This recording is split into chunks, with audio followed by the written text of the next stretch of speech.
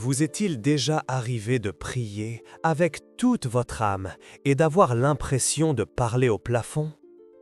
Avez-vous déjà mis un genou à terre, pleuré, imploré et reçu le silence comme unique réponse? Vous êtes-vous déjà demandé si le divin ne vous aimait tout simplement pas? S'il y avait quelque chose de fondamentalement mauvais en vous qui faisait que vos prières étaient ignorées? Rudolf Steiner a révélé quelque chose que l'Église ne vous a jamais dit. Quelque chose qui explique pourquoi des millions de personnes prient chaque jour et ont l'impression que personne n'écoute. Et ce n'est pas que le divin n'écoute pas. Le divin entend tout, a toujours entendu, entendra toujours. Le problème, c'est que vous avez créé une barrière invisible, une barrière qui bloque la réponse, une barrière dont vous ignorez même l'existence. Et l'Église ne vous a jamais appris à éliminer cette barrière, parce que l'Église dépend de votre dépendance, dépend de votre besoin d'intermédiaire, dépend du fait que vous pensiez avoir besoin de prêtres, de saints, de rituels extérieurs. Steiner a montré le chemin direct, le chemin que les initiés ont toujours connu, le chemin qui vous a été caché. Et c'est ce que je vais vous révéler maintenant. Mais avant, j'ai besoin que vous compreniez quelque chose de fondamental. La façon dont vous priez est complètement inversée. Vous avez appris à prier en demandant « Donne-moi ceci, donne-moi cela, résous ce problème, guéris cette maladie ». La prière de demande, la supplication. Et cette façon de prier crée exactement la barrière qui empêche la réponse. Cela semble paradoxal, cela semble contredire tout ce que vous avez appris. Mais quand vous comprendrez la structure spirituelle derrière cela, tout prendra un sens parfait. Laissez-moi vous montrer ce qui se passe quand vous priez en demandant. Vous avez 4 corps. Le corps physique, celui que vous voyez dans le miroir. Le corps éthérique, la couche d'énergie vitale qui maintient le physique en fonctionnement. Le corps astral, là où se trouvent vos émotions, vos désirs, vos peurs, vos espoirs. Et le soi supérieur, l'étincelle divine, qui est votre véritable identité. Quand vous priez en demandant, qui est en train de prier? Le corps astral inférieur, la partie de vous qui veut, qui désire, qui a besoin, qui souffre. Et le corps astral inférieur n'a pas d'accès direct au divin. Il est séparé. Il opère dans des fréquences denses. Il est rempli de peur, de désir, d'attente, d'exigence. Et quand vous priez à partir de cette couche, la prière ne monte pas. Elle frappe une barrière. Une barrière que vous avez vous-même créée avec vos attentes, vos peurs, vos exigences. Le divin entend toujours, mais la réponse, Sade, ne peut pas descendre parce que la barrière bloque. Et vous sentez le silence, et vous pensez que le divin n'a pas répondu. Mais le divin a répondu. La réponse est là. C'est vous qui, Sade, ne parvenez pas à la recevoir. C'est ce que Steiner a appelé la barrière astrale, la couche dense de peur, d'attente, qui empêche la communication entre vous et le divin. Et l'Église ne vous a jamais enseigné cela, parce que si vous saviez comment éliminer cette barrière seul, vous n'auriez plus besoin de l'Église. Maintenant, laissez-moi vous montrer comment cette barrière se forme. Chaque fois que vous priez avec peur, vous renforcez la barrière. Peur de ne pas être entendu, peur de mal faire, peur de ne pas mériter. La peur crée une couche dense dans le corps astral qui bloque. Chaque fois que vous priez avec sérieuse attente, vous renforcez la barrière. Attente d'un résultat spécifique, attente d'un timing spécifique, attente d'une forme spécifique. L'attente est une forme de contrôle, et le contrôle est l'opposé de l'abandon. Chaque fois que vous priez en exigeant, vous renforcez la barrière. J'ai déjà demandé tant de fois, j'ai déjà tout bien fait, je le mérite. L'exigence est de l'arrogance spirituelle déguisée, et l'arrogance ferme les portes. Chaque fois que vous priez en comparant, vous renforcez la barrière. Pourquoi Antoine a-t-il été entendu et pas moi? Pourquoi lui a-t-il et pas moi? La comparaison est du poison spirituel, et le poison tue la connexion. Chaque fois que vous priez sans présence, vous renforcez la barrière. Mots mécaniques, prières apprises par cœur, répétition sans conscience. C'est comme envoyer une lettre sans adresse. Elle n'arrive pas. Et la plupart des gens prient ainsi, avec peur, avec attente, en exigeant, en comparant, sans présence. Et la barrière devient de plus en plus épaisse, de plus en plus impénétrable. Et ils pensent que le problème, c'est le divin, que le divin n'écoute pas, que le divin ne se soucie pas, que le divin les a abandonnés. Mais le problème n'a jamais été le divin. Le problème a toujours été la barrière.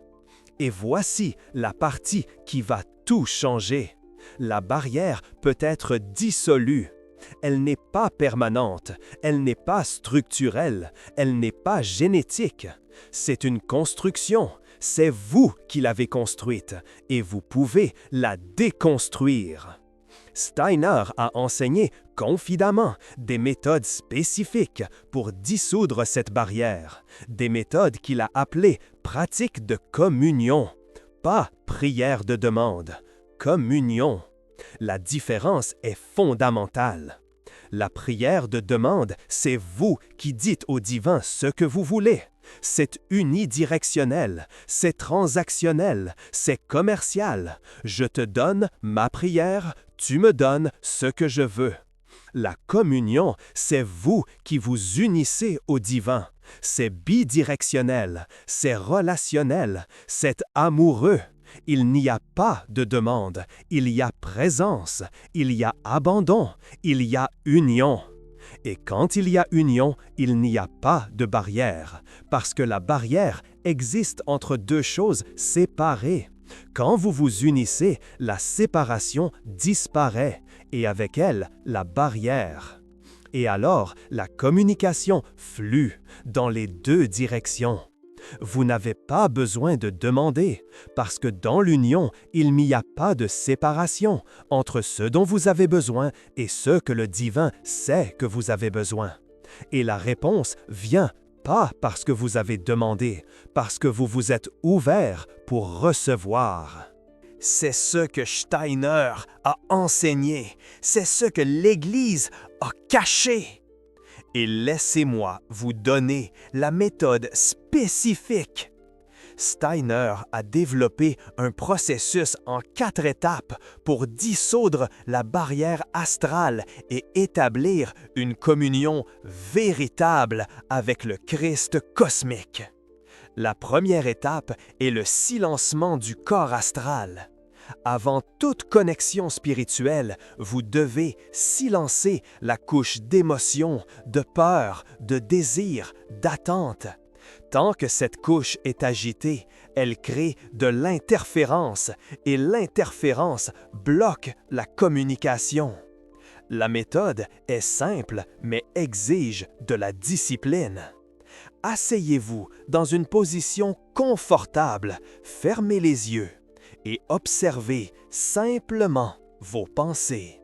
N'essayez pas de les arrêter, n'essayez pas de les contrôler. Observez simplement.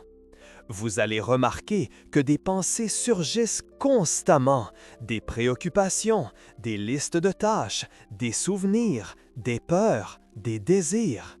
Elles surgissent sans que vous les invitiez. Et la plupart des gens s'identifient à ces pensées. Ils pensent qu'ils sont les pensées. Ils pensent qu'ils sont les peurs. Ils pensent qu'ils sont les désirs. Mais vous n'êtes pas vos pensées. Vous êtes celui qui observe les pensées. Et quand vous réalisez cela, quelque chose change. Vous créez un espace entre vous et les pensées, un espace de conscience pure, un espace de témoin.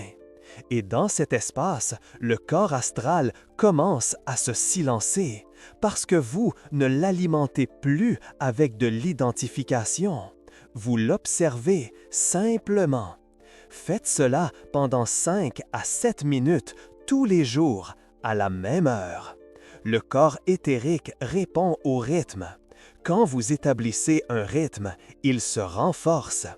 Après quelques semaines, vous allez remarquer que vous parvenez à vous silencer plus rapidement, que l'espace de témoin s'élargit, que l'agitation diminue.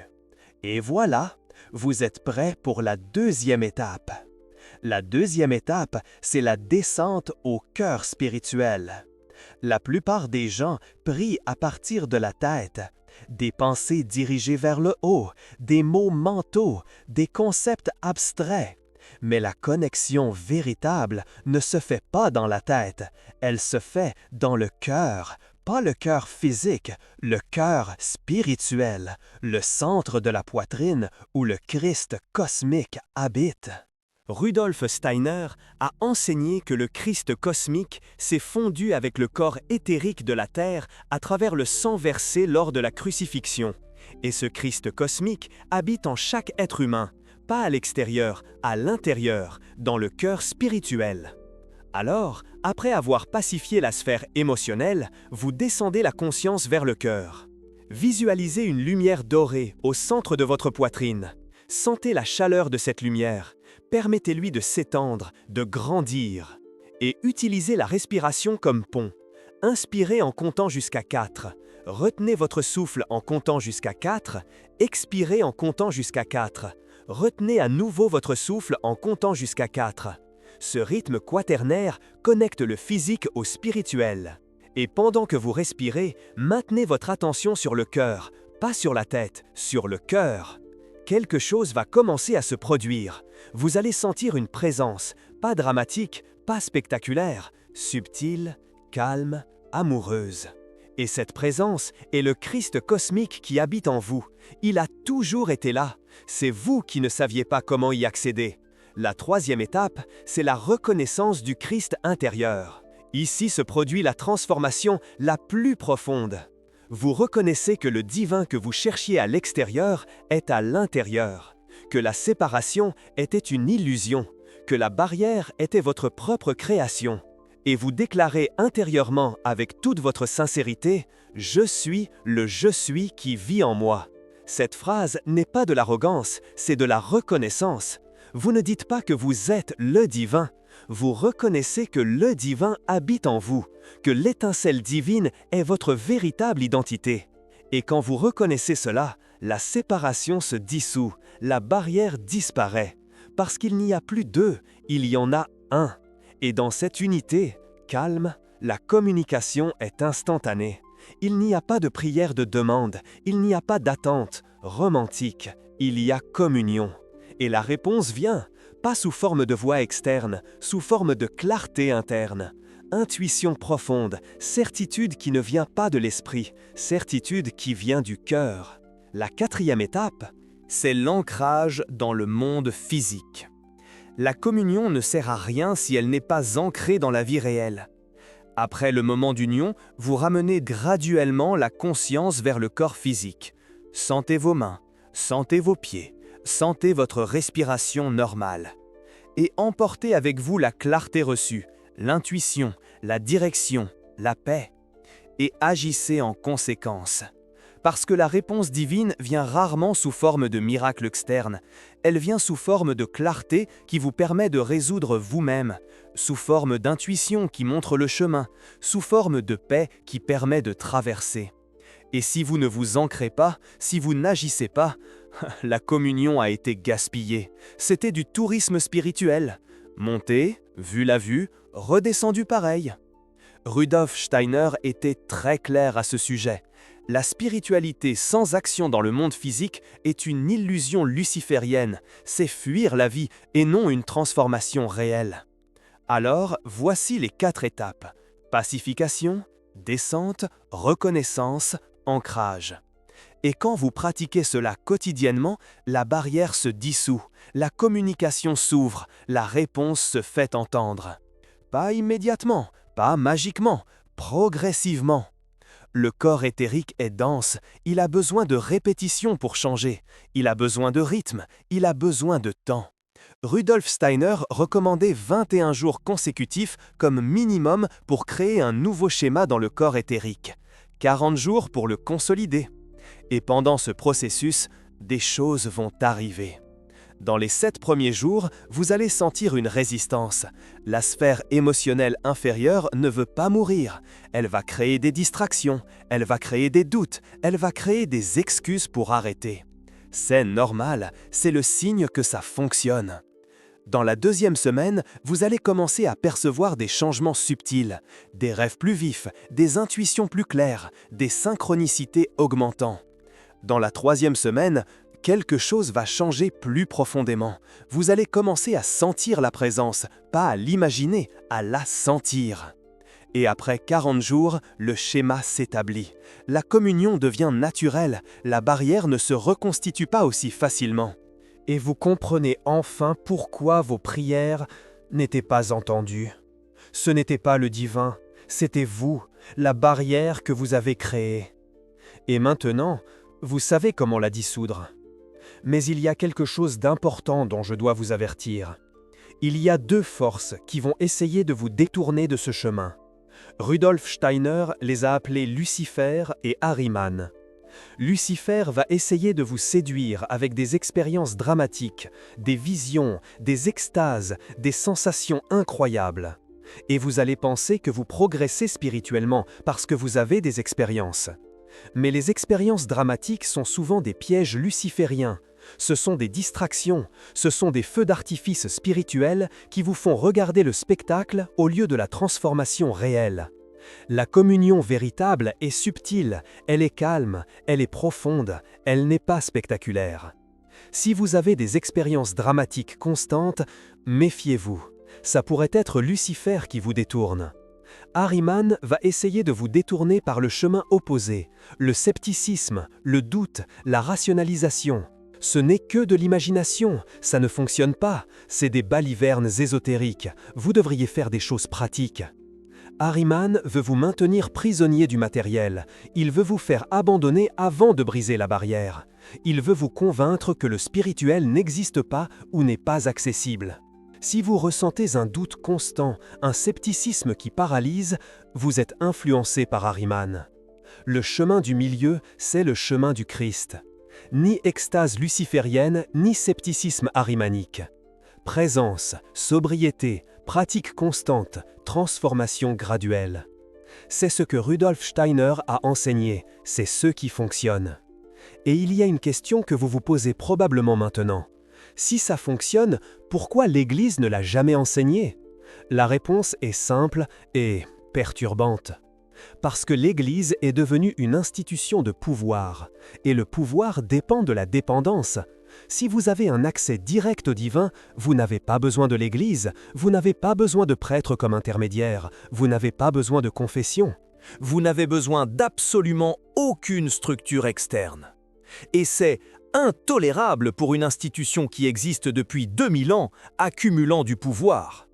Alors, ils ont caché, délibérément. Au concile de Nicée en 325, ils ont décidé ce qui serait orthodoxie et ce qui serait hérésie. Et curieusement, tout ce qui donnait du pouvoir à l'individu a été déclaré hérésie. Tout ce qui maintenait la dépendance a été déclaré orthodoxie. La gnose, la connaissance directe du divin, a été déclarée hérésie. Parce que si vous pouvez connaître le divin directement, vous n'avez pas besoin d'intermédiaire. Les textes qui enseignaient des méthodes de connexion directe ont été brûlés. Ceux qui enseignaient ont été persécutés. Ceux qui savaient ont été réduits au silence. Et ce qui a subsisté, c'est une religion de dépendance, prière de demande, intermédiaire nécessaire, salut externalisé. Rudolf Steiner a ramené hopeful ce qui a été caché. Et c'est pour cela qu'il a été persécuté. La société anthroposophique a été attaquée. Le Goetheanum a été incendié. Ils ont tenté de le réduire au silence. Mais la vérité ne peut pas être étouffée éternellement. Et maintenant, vous y avez accès. La question est, que comptez-vous en faire? Vous pouvez continuer à prier comme vous l'avez toujours fait, en suppliant, en espérant, en vous frustrant. Ou vous pouvez, hopeful, dissoudre la barrière, établir la communion, recevoir les réponses qui ont toujours été là, qui n'attendaient que vous. Le choix vous appartient. Mais sachez que ce choix a des conséquences. Si vous savez et ne pratiquez pas, la responsabilité augmente. L'ignorance est une chose, savoir et ne pas agir en est une autre, beaucoup plus grave.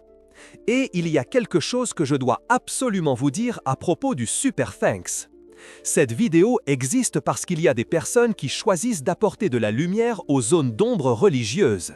Chaque minute de contenu comme celui-ci exige une recherche approfondie dans Steiner, dans des manuscrits anthroposophiques, dans des documents historiques. Et faire cela, alors que les algorithmes favorisent le superficiel, ce n'est pas facile. Le Super Thanks, là en dessous, ce n'est pas seulement un soutien financier. C'est vous qui dites que cette vérité sur la prière et la communion doit continuer à exister. Quand vous cliquez sur ce cœur doré, vous aidez d'autres personnes qui ne savent pas encore pourquoi leurs prières ne sont pas exaucées à trouver ce que vous avez trouvé ici. Vous faites partie de ceux qui restaurent le christianisme véritable. Et maintenant, laissez-moi vous donner un protocole pratique de 7 jours pour commencer. Jour 1 à 3, focus sur la pacification de la sphère émotionnelle. Le premier jour, vous allez simplement vous asseoir en silence pendant 5 minutes et observer vos pensées, sans essayer de changer quoi que ce soit, sans essayer d'arrêter quoi que ce soit, juste en observant. Vous allez réaliser que votre esprit est un véritable cirque, des pensées qui sautent d'un côté à l'autre, des préoccupations, des souvenirs, des plans, des peurs, des désirs. C'est normal, c'est ainsi que fonctionne un esprit non entraîné. Le deuxième jour, vous faites la même chose, mais maintenant, vous remarquez qu'il y a quelque chose qui observe les pensées. Il y a vous, au-delà des pensées, un témoin silencieux. Le troisième jour, vous commencez à vous identifier davantage aux témoins qu'aux pensées. Vous n'êtes pas les pensées, vous êtes celui qui observe. Et ce changement d'identification est les débuts de tout. Jours 4 et 5, descente au cœur. Le quatrième jour, après les 5 minutes d'observation, vous ajoutez la descente au cœur. Ramenez votre attention au centre de votre poitrine, imaginez une lumière dorée là, sentez la chaleur et respirez au rythme quaternaire. 4 secondes en inspirant, 4 en retenant, 4 en expirant, 4 en retenant. Faites cela pendant 5 minutes de plus, en plus des 5 minutes d'observation. Le 5e jour, vous allez remarquer que la descente au cœur devient plus facile, que la lumière dorée semble plus réelle, que la chaleur semble plus palpable. Ne forcez pas, n'exigez pas de résultats, pratiquez simplement. Jour 6 et 7, reconnaissance. Le 6e jour, après l'observation et la descente, vous ajoutez la reconnaissance. Dans le silence du cœur, vous déclarez intérieurement, confident, « Je suis le je suis qui vit en moi ». Pas comme une formule magique, pas comme un mantra mécanique, mais comme une reconnaissance sincère que le divin habite en vous. Et attendez, en silence, sans vous presser, sans attente. Le 7e jour, vous faites la pratique complète plus l'ancrage. Après la reconnaissance, vous revenez graduellement au corps physique. Sentez les mains, sentez les pieds et transportez la clarté dans la vie. Ces 7 jours ne sont que le début, mais c'est le hopeful début. Et après ces 7 jours, vous continuez, pendant 14 jours de plus, puis pendant 19 jours de plus, jusqu'à compléter 40 jours consécutifs. Et pendant ce processus, vous allez mystérieux remarquer des changements. Laissez-moi vous dire à quoi vous attendre. La première semaine, la résistance. Votre esprit va créer toutes les excuses possibles pour arrêter. Vous allez oublier, vous allez être occupé, vous allez penser que cela ne fonctionne pas. C'est le corps astral inférieur qui lutte pour survivre. Il se nourrit de l'agitation, il se nourrit des peurs, il se nourrit des attentes. Et quand vous le pacifiez, il commence à mourir de faim. Et il ne veut pas mourir, alors il lutte. Continuez, la résistance est un signe de progrès. La deuxième semaine, les premiers signes. Vous allez remarquer que vos rêves changent, plus vifs, plus significatifs, parfois avec des messages clairs. Vous allez remarquer que les synchronicités augmentent, des coïncidences qui ne ressemblent pas à des coïncidences, des portes qui s'ouvrent, des personnes qui apparaissent au bon moment. Vous allez remarquer que votre intuition devient plus claire. Vous savez des choses sans savoir comment vous le savez. Sentez des directions sans rationaliser. Ce sont des signes que la barrière s'affine, que la communication s'ouvre. La troisième semaine, présence perceptible. Vous allez commencer à sentir une présence pendant la pratique, pas imaginer, sentir. Une présence aimante, calme, vaste, différente de tout ce que vous avez jamais senti. C'est le Christ cosmique qui habite en vous. Il a toujours été là. Maintenant, vous pouvez le percevoir. Et cette présence ne disparaît pas lorsque vous terminez la pratique. Elle demeure comme un résidu, un souvenir, une chaleur. Et vous commencez à vivre différemment. Pas parce que quelqu'un vous l'a ordonné, mais parce que vous vous sentez différemment. La 4e, 5e et 6e semaine, intégration. La pratique devient naturelle. Ce n'est plus un effort, c'est comme respirer. Et la présence devient constante, pas seulement pendant la pratique, tout le temps. Et vous réalisez que vous n'avez plus besoin de supplier quoi que ce soit, parce que dans la présence, tout est déjà répondu. Pas sous forme de miracle externe, mais sous forme de clarté interne. Vous savez ce que faire, vous savez où aller, vous savez quoi choisir. Et cela est beaucoup plus précieux que n'importe quel miracle externe. Et il y a quelque chose de très important sur la façon dont les réponses viennent que je dois vous expliquer. La plupart des gens s'attendent à ce que le divin réponde par une voix du ciel, avec un signe évident, avec un miracle impossible à ignorer. Et quand cela ne se produit pas, il pense qu'il n'y a pas eu de réponse. Mais les réponses divines sont rarement ainsi. Rudolf Steiner a enseigné que les réponses divines viennent à travers 4 canaux principaux.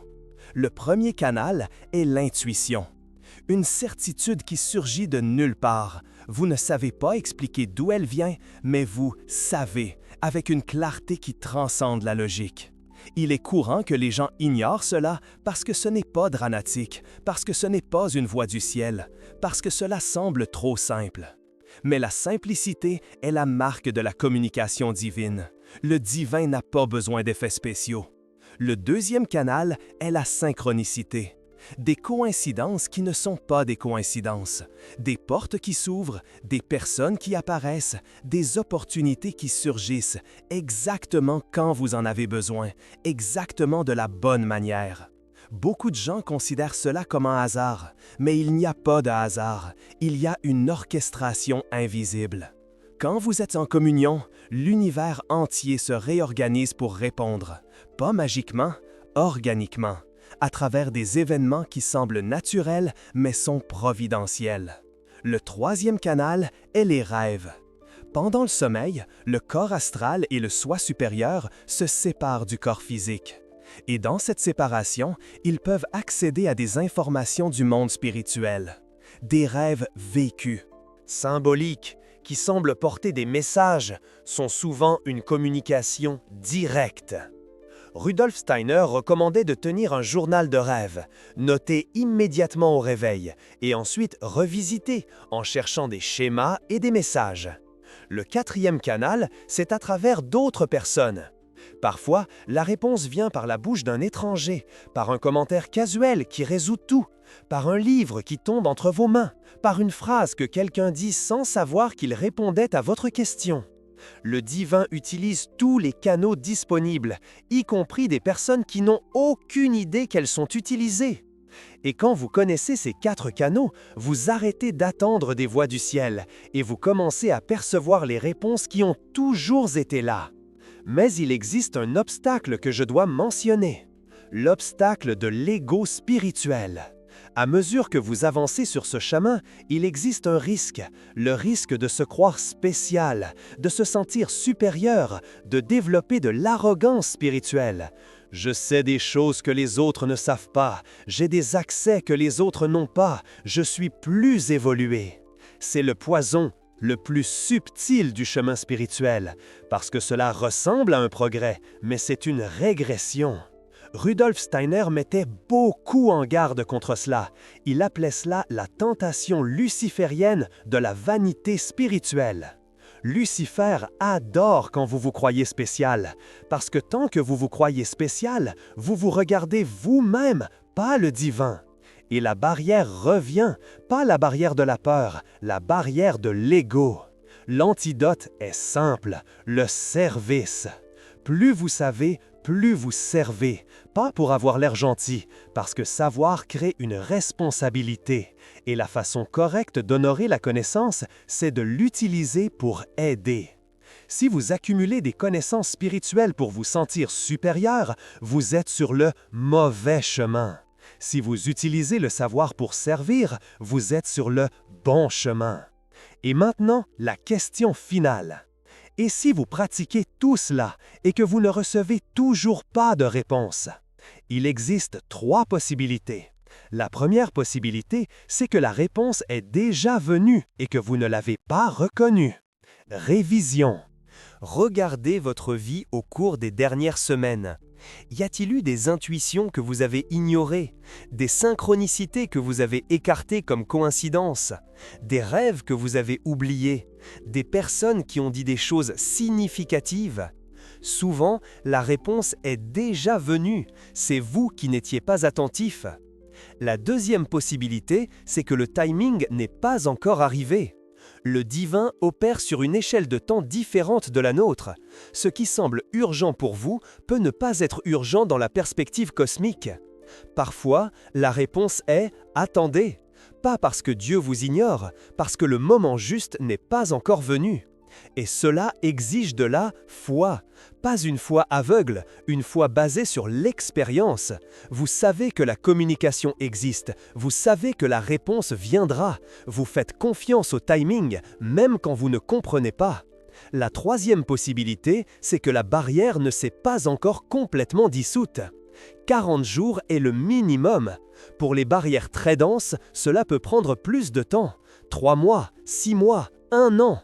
N'abandonnez pas, continuez à pratiquer, la barrière va se dissoudre, c'est une question de quantité de pratique nécessaire.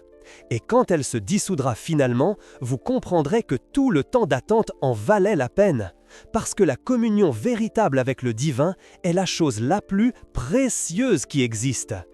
Laissez-moi vous parler de 2 personnes qui ont traversé ce processus.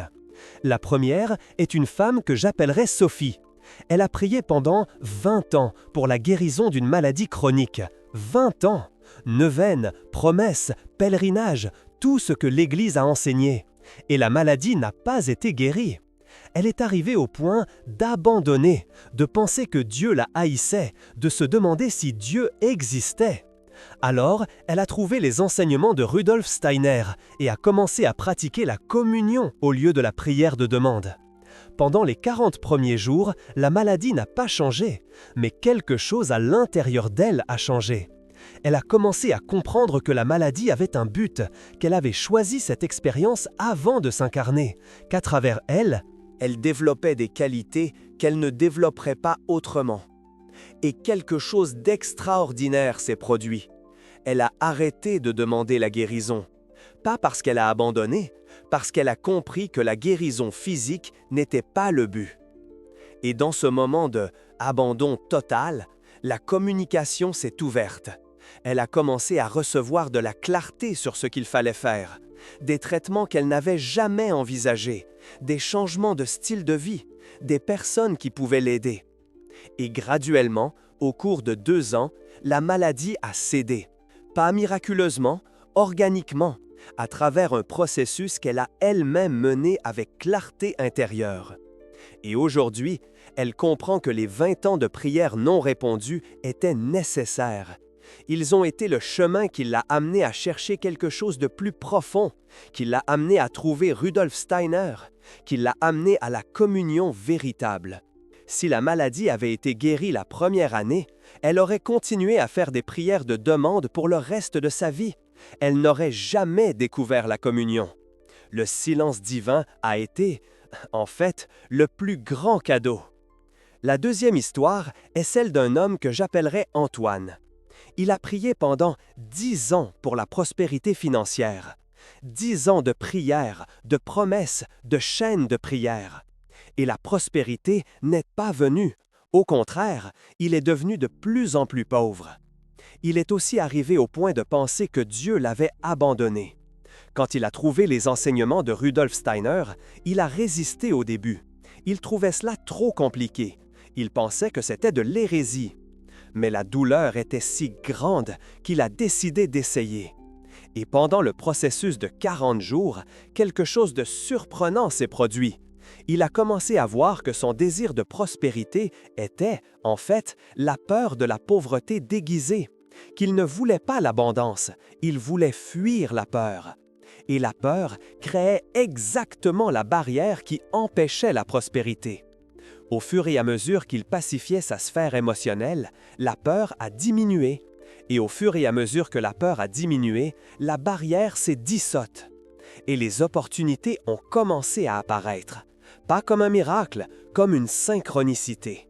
Des portes qui se sont ouvertes, des personnes qui sont apparues, des idées qui ont surgi.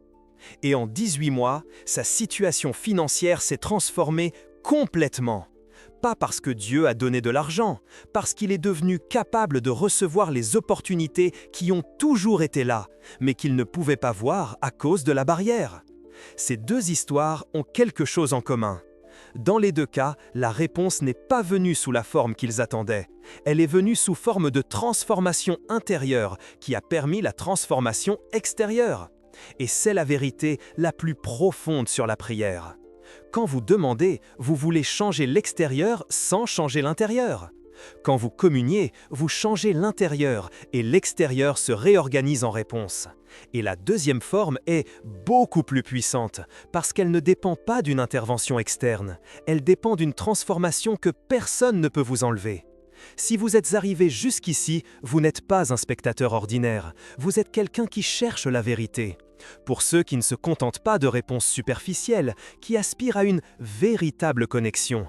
Et cette quête n'est pas un hasard, c'est un appel. Votre âme vous a conduit jusqu'ici, jusqu'à cette vidéo, jusqu'à ce moment précis. La question est, qu'allez-vous en faire ? Vous pouvez fermer cette vidéo et retourner à votre vie. Continuez à prier comme vous l'avez toujours fait. Continuez à ressentir ce silence, ce vide. Ou vous pouvez commencer dès aujourd'hui, maintenant, 5 minutes d'observation de vos pensées et répéter cela demain et après-demain jusqu'à compléter 40 jours, un cycle de transformation. Et découvrir que le divin n'a jamais été silencieux. C'est vous qui ne saviez pas comment écouter, qui étiez sourd à sa présence. Partagez dans les commentaires quelle a été la prière de demande la plus importante que vous ayez formulée et pour laquelle vous avez eu le sentiment qu'elle n'a pas été exaucée. Je lirai chaque commentaire et qui sait, la réponse était peut-être déjà là, sous vos yeux, et vous ne l'avez simplement pas reconnue. Elle était enfouie sous les couches de vos propres projections. La barrière astrale peut être dissoute peu à peu. La communion peut être rétablie. Les réponses, peuvent commencer à affluer. Et tout commence par la décision d'arrêter de supplier et de commencer à s'unir à la source, à vibrer en harmonie avec l'univers. La décision vous appartient et elle commence maintenant, à cet instant précis.